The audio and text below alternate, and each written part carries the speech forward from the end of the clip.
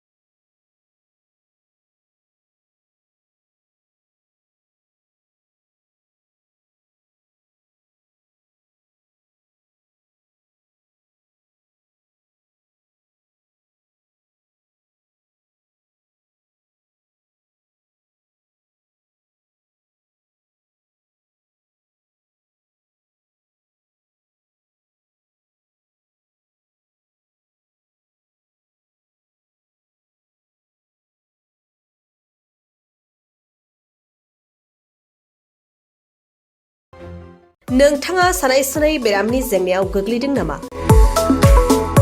जुदि नोंथाङा सानाय सुनाय दंब्ला जिंगासिनांगौ गैया।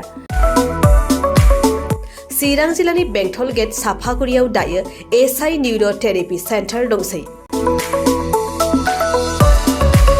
बे थेरापि सेन्टाराव नोंथाङा गोरलैयैनो देहानि सानाय सुनायखौ फाहामथाय लानो हागोन। बे आथिं सानायानो जाग्रोदों, ओमफ्राय जानाया एसे सिगांनिफ्रायनो जाखादों, ओमफ्राय बिदिनो गुबुन गुबुन मुलि जाबाबायदों, ओमफ्राय हामाखै। दिनैनि ट्रिटमेन्टआ आङो एसे मोजां मोनसिनबाय।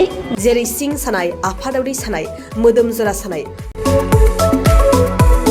आइजोफोरनि जेंना, खर' सानाय बायदि बेरामखौ फाहामनाय जायो। लोगोसेयैनो बे सेन्टाराव थानानै फाहामथाय लानो हानायनिबो सुबिदा खालामदों। नोंथांमोनहा एसआइ निउर' थेरापि सेन्टाराव फाहामथाय लानो गोसो दंब्ला नैबे मबाइल नम्बर 7620160459 नङाब्ला 9476977956 आव थोंजों सुलाद लानो हागोन।